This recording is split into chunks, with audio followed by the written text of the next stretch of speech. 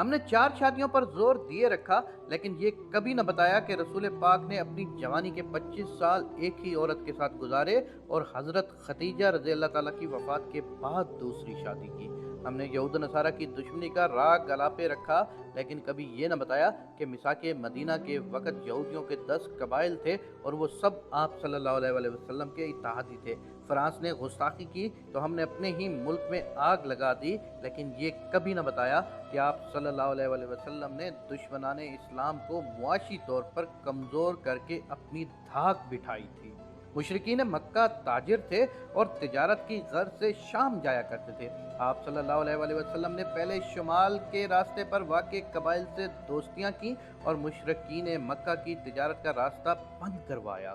جب وہ جنوب کے راستے یمن جانے لگے تو آپ نے وہاں کے باشندوں سے معاہدے کر کے اہل قریش کا راستہ روک دیا۔ آپ صلی اللہ علیہ وآلہ وسلم نے اپنے ہی ملک کو آگ نہیں لگائی تھی، بلکہ دشمن کو معاشی طور پر کمزور کر کے اس کی کمر توڑ دی۔ نوبت فاقوں تک پہنچی تو ابو سفیان آپ صلی اللہ علیہ وآلہ وسلم کے پاس حاضر ہوا اور کہا کہ ان کے بچے بھوک سے مر رہے ہیں۔ آپ صلی اللہ علیہ وآلہ وسلم نے اسے 500 اشرفیوں کے ساتھ بہترین کھجوریں دیتے ہوئے تجارت کرنے کی اجازت دے دی۔ یعنی اہل قریش دشمن بن کر آئے تو آپ نے ان کی کمر توڑ دی، لیکن وہی دشمن بطور انسان رحم کی بھیک مانگنے آئے تو آپ نے ان کی مدد کی۔ مجھ میں اتنی طاقت تو نہ تھی کہ میں آپ صلی اللہ علیہ وآلہ وسلم کو بطور نبی سمجھ سکتا، لہذا میں نے آپ کو بطور انسان سمجھنے کی کوشش کی۔ میں نے جانا آپ ایک عظیم مدبر تھے۔ آپ نے اپنی تدبیر سے صلح حدیبیہ جیسے معاہدے کیے جو بظاہر مسلمانوں کو کمزور کرنے والے تھے، لیکن وہی معاہدے آپ کے لیے فتح مکہ کا باعث بنے۔ آپ نے دشمنوں کی جاسوسی کے لیے حضرت ابو ہریرہ کی ڈیوٹی لگائی تاکہ دشمنان کے ارادے جان سکیں۔ آپ ایک عظیم سفارتکار تھے۔ آپ نے اپنے دشمن کے دوستوں سے دوستیاں کی تاکہ ان کا اثر کم ہو سکے۔ مدینہ کے شمال میں خیبر اور جنوب میں مکہ تھا اور ان دونوں بڑے شہروں کے باشندے مسلم مخالف تھے۔ آپ نے کمال ذہانت سے صلح حدیبیہ میں اہل مکہ سے وعدہ کیا کہ وہ مسلمانوں کی کسی جنگ میں دشمن کا ساتھ نہ دیں گے، اور اس کا نتیجہ یہ نکلا کہ آپ نے خیبر اور اہل مکہ کے مشرکین کو جدا کر کے شکست دی۔ آپ ایک کمال سپہ سالار تھے۔ مدینہ شہر کے تینوں اطراف پہاڑ تھے اور واحد زمینی راستے پر آپ نے خندق کھدوا کر مدینہ کو آنچ نہ آنے دی۔ آپ نے یہودیوں کے 10 قبائل سے معاہدے کیے کہ وہ اپنی مختلف مذاہب کے باوجود مسلمانوں کی جنگی مدد کریں گے اور جنگی اخراجات مل کر برداشت کریں گے۔ آپ ایک بہترین منتظم تھے۔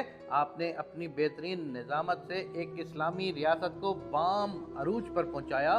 آپ نے پولیس اور انصاف کا نظام متعارف کروایا اور مجرم کو گردن سے پکڑنے کی ذمہ داری حضرت علی علیہ الصلوۃ والسلام کے سپرد کی۔ آپ نے مختلف ریاستوں کے گورنر نامزد کیے اور ان سے خط و کتابت سے امور مملکت جانتے رہے۔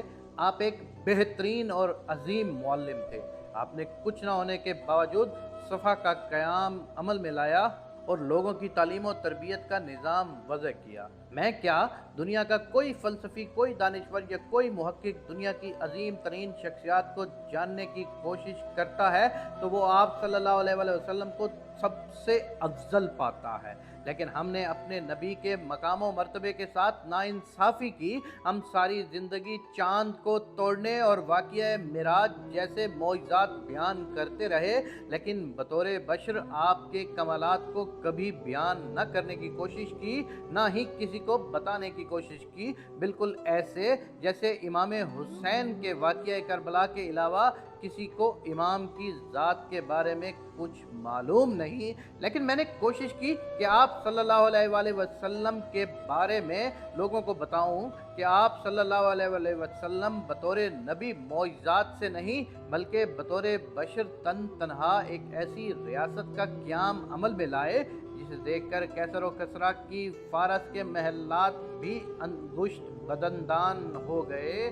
پھر وہ وقت آن پہنچا جب دنیا کے عظیم ترین انسان میدان عرفات میں لاکھوں کے جھرمٹ میں یہ اعلان کرتے رہے، آج کے دن دین مکمل ہو گیا۔ گویا وہ بشرائے معراج پر پہنچ چکے تھے اور اس کے بعد یہ سلسلہ قیامت تک کے لیے بند کر دیا گیا۔ دنیا کے عظیم ترین لیڈر، عظیم ترین سیاستدان، عظیم ترین سفارتکار، عظیم ترین سپہ سالار اور عظیم ترین معلم، لاکھوں سلام آپ پر اے محمد مصطفیٰ صلی اللہ علیہ وآلہ وسلم۔ اللہم صلی علی محمد وآل محمد۔